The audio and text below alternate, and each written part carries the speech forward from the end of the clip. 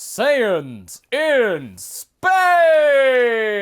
Oh, wait, that's not exactly exciting at all. Oh.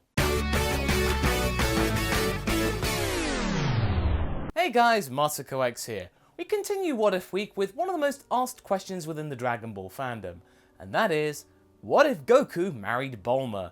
Now you might be thinking, Masako, come on, that sounds utterly stupid. Bulma and Goku?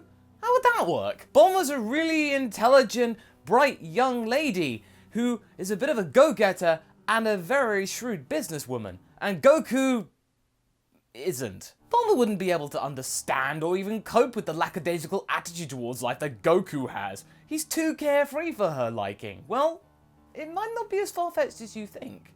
Because a lot of the time, Bulma did admire Goku for many qualities that he had in spades. His sense of wonder, the fact that he just shows true strength, he's confident, and Bulma's really attracted to confidence. And not to mention, Bulma does mention he is pretty attractive, especially towards the Goku Piccolo Jr. fight. And actually, had Chi-Chi not been around, or Bulma actually showed some more initiative and went after her feelings towards Goku, after all that admiration for many years, things might have turned out quite differently. In the last 5 parts of this story, we've seen Goku and his son Gohan, because Gohan still exists, although with slightly different hair, go on many exciting adventures and spend way much more time together than their original counterparts. However, things took a turn for the worse and made the whole thing quite precarious when Goku, due to the death of Bulma by Lord Frieza, accidentally stumbled into not just Super Saiyan, but Super Saiyan Grade 2. When Goku actually was exposed to it, he lost all control of his own self-identity. He acted purely on instinct, and he just fought Frieza, killed him, took a ship, and escaped when he felt like he was about to run energy. So therefore, the gang don't really know where he's gone. Gohan and Bulma took this very hard, especially for the young boy, because this had been the first time in his entire life that he wasn't near his father. He really could not cope with it, and after several months of trying to figure out whether his father would come back, he and his mother had had enough. They had to go and try and find Goku and bring him back home. But the only clue that they had was to trust Vegeta. Vegeta came up with a plan to go and try and take out King Cold and therefore find out Goku, because if he kills the son, he might want to take out the father as well. You could say that Goku might want to finish the job. The part begins with Vegeta, Bulma, Gohan, Krillin and Piccolo all heading out into space aboard a ship trying to find their lost friend. Yamcha, Tenshinhan and Chaozu, now having been revived, decide to stay on planet Earth just in case something bad happens, and also for the fact that they kind of like being alive for a little while, so yeah, make the most of that. Meanwhile, as we briefly touched upon in the last part, Goku's spaceship does indeed crash on the planet Yardrat, and he is taken into care, as well as actually trained up once he's regained some strength. Like in the anime, he does end up learning instant transmission. However, this doesn't necessarily mean that Goku is willing to just jump back on a ship or instant transmission himself home. He's got some training to do, and he's kind of excited. Plus, all the stuff with Super Saiyan, it's going to take a while for him to actually be fighting fit again. The gang don't know this though. They don't know whether he's actually safe on a planet, whether he's actually returned to his normal state of mind. It's all a guessing game. We actually cut to one of the main residential planets of the Frieza Empire, where King Cold is currently residing. Word gets back to him that a massive explosion occurred on the planet that Frieza went to for some research. Oh, you know, that thing about the Dragon Balls, you know, that little poxy legend? Don't make me laugh, and oh, it suddenly went serious. Oh dear. Not to mention the fact that Prince Vegeta went rogue. And as for Frieza, he hasn't reported back in many hours because King Cold's not aware that his son's actually dead. With Goku gone, it's up to Vegeta to lead the Z-Warriors into this next little mini-arc space mission. Vegeta may not be a Super Saiyan per se, but he has gained quite a bit of power in all the struggling that he did on planet Namek, as well as recovering on Earth. Thanks to Vegeta's knowledge of the entire Frieza Empire and how the way it's constructed, all the maps and how things work, he's been to this planet a couple of times before, so he's aware of the layout much more than they could have done if they didn't have Vegeta. He is loving the fact that he is currently in charge of this gang. So your Kakarot abandoned you, eh? Well, good thing I'm here to clear up your mess. On the way to this actual planet, this would be a very good opportunity for Gohan to actually reconnect with Piccolo. You know, he's never really had a chance to before now, and Piccolo's the closest thing to a father figure he's actually got, because Krillin's a buddy, but Piccolo, he's the strong and silent guy. And I actually think he'd get somewhere, because now that Piccolo's fused with Nail, it's a much more placid nature to mix in there, so therefore Piccolo would be a little more open in terms of talking. He would explain his relationship with Goku, going all the way back until he was born, even spat some memories of King Piccolo, you know, transfused from his father, and it just makes it all the more complex in how their relationship's been entwined. And Gohan's got this new insight from a different perspective, and it's like, huh, I had no idea. Piccolo even goes so far as to admitting that he deeply admires Goku's power and bravery to keep each other pushing their uppermost limits and getting stronger. This is all down to the fact that ultimately Piccolo could really become strong and take over the world like his father intended. However, with the addition of Nail's personality, that's changed quite a bit. Piccolo now realizes that all of this struggling has been quite futile, and as a result, he's really neglected his own psyche and left himself alone out there in the wilderness when he could have actually had some allies and some friends and lived a much more relaxed life. I mean, granted, he's not going to be turning into a soppy good guy or anything at this point, but Piccolo can see things from another angle, and it makes things a little bit more complex in some ways, but a lot easier in other ways. So our heroes safely approach the main complex because King Cold is far too distracted trying to figure out where his son's gone, and trying to send out a search party to Planet Namek to see if they can actually find anything else, or actually find Frieza alive. All the forces don't notice this huge massive ship coming down on their planet that they don't recognize. It's been proven many times that the Frieza forces aren't exactly bright. The gang land and Prince Vegeta gathers everyone and then sends them off into the actual compound. Word gets back to King Cold, and this might actually be confirmation that his baby boy might actually be dead. It might not be Frieza playing a prank or being all hoity-toity. This is real. Enraged by all of this, he then focuses the effort squarely on protecting himself and the rest of the compound and sending all of the firepower that they have on this planet into taking out Vegeta and his cronies. He always despised Vegeta, never really trusted the prince, and now after all of these years, he's been proven right at the cost of his son's life. It's not all fun and games for Vegeta and Piccolo though. Bulma and Gohan get their fair share of entertainment too. They see all the marvelous technology before them, way advanced than Earth technology. Bulma's thinking, if I take some of this and synthesize and reverse engineer some of this tech, we might be able to make a lot of money for Capsule Corporation. The gang have just about enough time before they're rumbled for Bulma to take some pictures within certain laboratories, as well as taking some important documents and blueprints. They could come in handy later. Meanwhile, back on Yardrat, Goku is fully recovered and is ready to return home after learning instant transmission and finally starting to get a bit more of a grasp on Super Saiyan.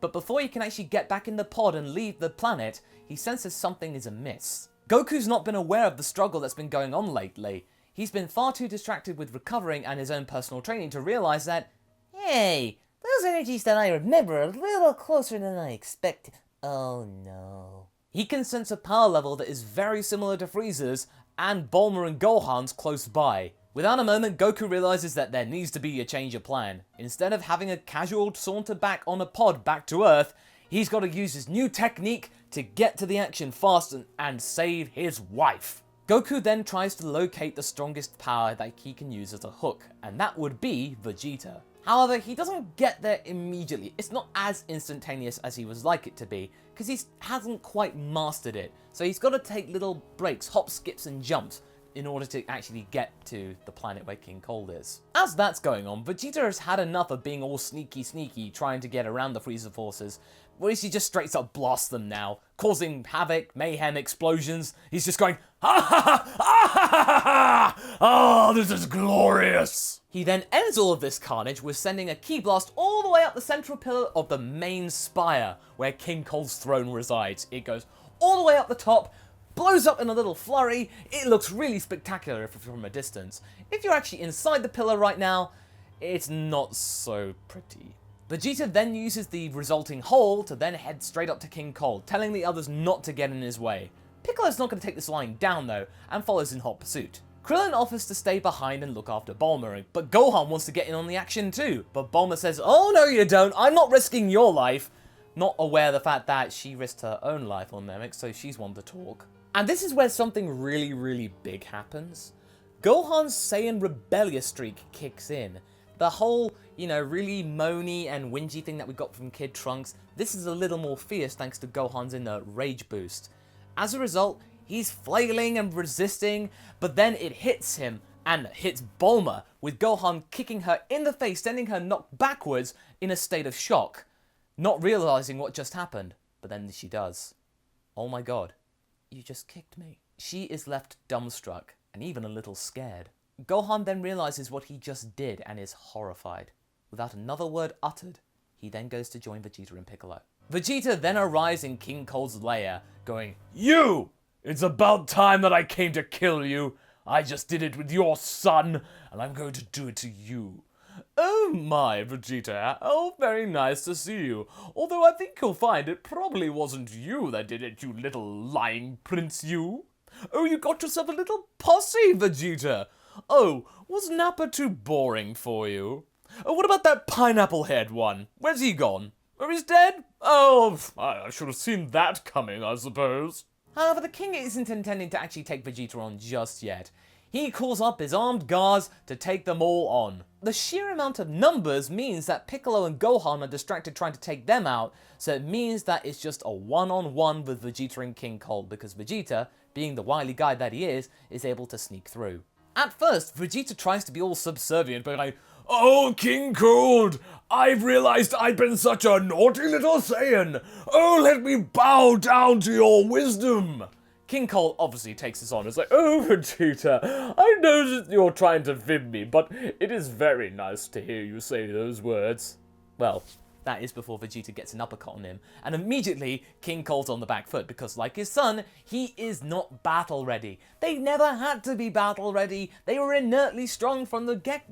They were innately strong from when they were born or created or whatever they are. Having said that though, he can hold his own due to his power. As a result, the fight is a relative stalemate, with Vegeta starting to lose a lot of stamina very quickly. "No, wait, Vegeta, no, why are we fighting right now? Tell you what, I'll allow you and your Saiyan buddies safe passage to a fresh planet so you can start a new colony. So, you can just do your thing and not have to worry about us again. How does that sound, You would think that Vegeta wouldn't be swayed by this, but he is for just a second, and that second is long enough for King Cold to get the jump on him. He sends the prince reeling to the floor in massive agony. The king looms over Vegeta, about to deal the final blow, but just then, Goku arrives, eventually. Took him a while, but he got there. He just stands in front of Vegeta and takes King Cold's blast. The room then explodes, with the entire wall and structure above completely decimated.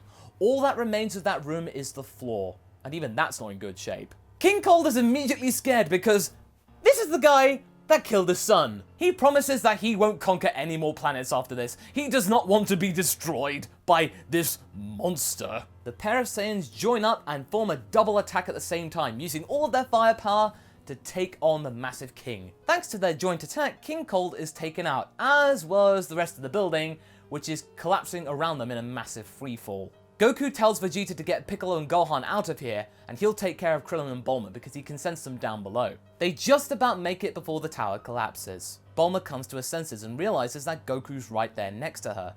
She immediately is elated and comes out of her shock, and they both embrace. Vegeta then uses this moment to be complimentary, but also really deriding, saying, "Ha! About time you showed up! You took your sweet time, Kakarot! I could have done this on my own, but you know what? That wasn't bad." However, before they can congratulate themselves anymore, King Cold rises from the ashes of the building in his third form. He's even more purple! He lunges forward with every single ounce of strength he has left, but Goku is able to grab the fist, having now powered up to Super Saiyan. Without another word, Goku completely vaporizes him and the remaining rubble of the building. There is nothing left. Having powered down, Goku regains his composure and then collapses to the ground. He says that he can actually power up and down again, but it's still a little bit weird and he's got to get used to it a little more, but if he can actually master it, it could prove very useful in battle in the future. Goku then turns to Gohan, who has been very quiet lately. This isn't like him. He turns to Bulma and asks, "What's going on, Bulma? Why is Gohan like this?" She looks up at Goku, the smile vanishing from her face, having realized what had just happened with Gohan, and this gets really serious. She gets up and goes over to Goku. "Goku, we need to talk." And I think that's where we'll leave things for now. So, in this part, we had a little fun side story in order to try and get Goku back with the gang. You know, instead of him just transmitting himself to Earth, like with, Trunks and King Cold and Frieza. No, we can have a little exploration thing. So instead of the Garlic Jr. saga, which by the way isn't going to happen, we managed to have a cool side story with King Cold and all that kind of stuff. In fact, Vegeta's interaction with Goku has actually set the ball rolling for the prince to respect Goku much faster than he would have done in the original story. Bulma and Goku's relationship has now hit a very rocky patch regarding the stability of their son. Might this spell doom for their relationship? We shall have to wait until next time. So what do you guys think? Did you like this part? Are you happy that Vegeta's getting some love in this edition? Leave a comment below and let's get this discussion going. Anyway, I hope you enjoyed this video. Until the next one, be sure to like and subscribe. Catch you later!